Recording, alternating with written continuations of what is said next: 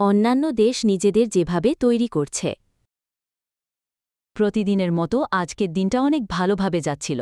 সবাই বাজারে আনন্দ সহকারে বেচেকেনা করছিল। কিন্তু হঠাৎ করে চলে আসলো একদল খারাপ লোক।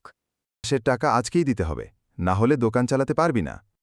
ভাই, ব্যবসা একদমই চলছে না, একটু সময় দিন। সময় নাই, এখনই টাকা দে। তারপর ভয়ে দোকানদারের হাত কাঁপছে এবং ড্রয়ার থেকে টাকা বের পড়ছে। চরম উত্তেজনার মধ্যে চাঁদা না দিলে ফল ভালো হবে না সহ নানা হুমকি দেয় দুষ্কৃতীরা। দিনের পর দিন চলতে থাকা এই হুমকি ব্যবসায়ীদের আতঙ্কিত করে তোলে। প্রাণের ভয়ে অনেকে বাধ্য হয়ে তাদের দাবি মেনে নেয়। চাঁদার টাকা পেয়ে দুষ্কৃতীরা নিজেদের মধ্যে হাসাহাসি করে।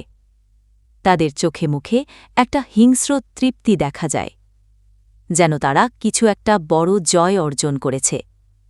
তাদের এই হাসি ভুক্তভোগীদের অসহায়ত্ব আরও বাড়িয়ে দেয়।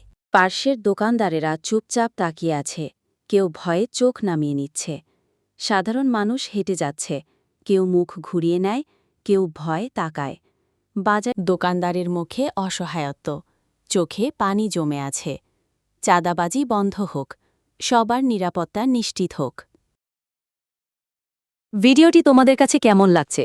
ভালো লাগলে অবশ্যই লাইক, ফলো, সাবস্ক্রাইব করতে ভুলবে না।